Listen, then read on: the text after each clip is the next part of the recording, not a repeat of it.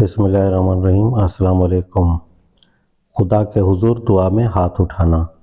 سوال: مقامی حلقوں میں میرے خلاف بعد نماز ہاتھ اٹھا کر دعا مانگنے پر بہت لے دے ہو رہی ہے۔ یہاں بہت زیادہ آبادی ایک ایسے مسلک کے پیروں کی ہے جن کا امتیازی شعار ہی یہ ہے کہ دعا میں ہاتھ نہ اٹھائے جائیں۔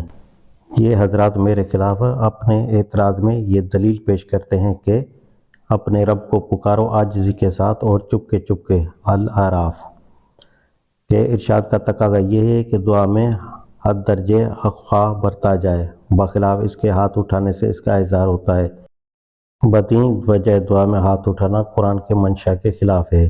نیز احادیث سے بھی یہ ثابت نہیں ہے کہ نبی صلی اللہ علیہ وسلم نے کبھی اس کا التزام کیا ہو۔ اب عوام کو دلائل سے تو کچھ مطلب نہیں ہوتا، وہ لکیر کی فقیری کا مطالبہ کرتے ہیں۔ چنانچہ مجھے صاف صاف کہہ دیا گیا ہے کہ میں ان کی جماعت کے ساتھ نماز پڑھنے کا حق نہیں رکھتا۔ اس حکم کے نافذ کرنے والوں میں بعض حضرات خوب اچھی تعلیم یافتہ بھی ہیں، خیر یہ جاہلیت کے کرشمے ہیں۔ مذکورۃ الصدر آیت کی روشنی میں اصل مسئلے کو سمجھائیے۔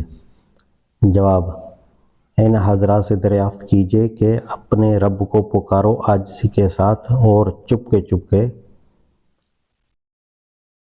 کا اگر وہی تقاضا ہے جو آپ لوگ سمجھتے ہیں تو یہ نماز کے لیے بلند آواز سے اذان، پھر اعلانیہ مسجدوں میں لوگوں کا مجتمع ہونا، پھر جماعت سے نماز پڑھنا، پھر نماز میں جہری قرات کرنا، یہ سب کچھ بھی تو پھر اس آیت کے خلاف قرار پائے گا۔ نماز اصل میں تو ایک دعا ہی ہے۔ اگر دعا کے لیے اخفا ایسا ہی لازمی ہے کہ اظہار کی کوئی شکل اس میں ہونی ہی نہ چاہیے، تو ظاہر ہے کہ نماز باجماعت کی پوری صورت ہی اس کے خلاف ہے۔ پھر جو کچھ یہ حضرات فرماتے ہیں وہ حدیث کے بھی خلاف ہے۔ حدیث میں ہم کو نبی صلی اللہ علیہ وآلہ وسلم کی یہ ہدایت ملتی ہے کہ اللہ تعالیٰ سے جب دعا مانگی جائے تو ہاتھ اٹھا کر مانگی جائے اور دعا سے فارغ ہو کر چہرے پر ہاتھ مل لیے جائیں۔ ابو داؤد، ترمذی اور بہقی میں اس مضمون کی متعدد روایات موجود ہیں۔ ایک حدیث میں حضرت سلمان فارسی رضی اللہ تعالیٰ عنہ سے روایت ہے کہ تمہارا رب بڑا باحیا اور کریم ہے، بندہ جب اس کے آگے ہاتھ پھیلاتا ہے تو اسے شرم آتی ہے کہ اس کو خالی ہاتھ واپس کر دے۔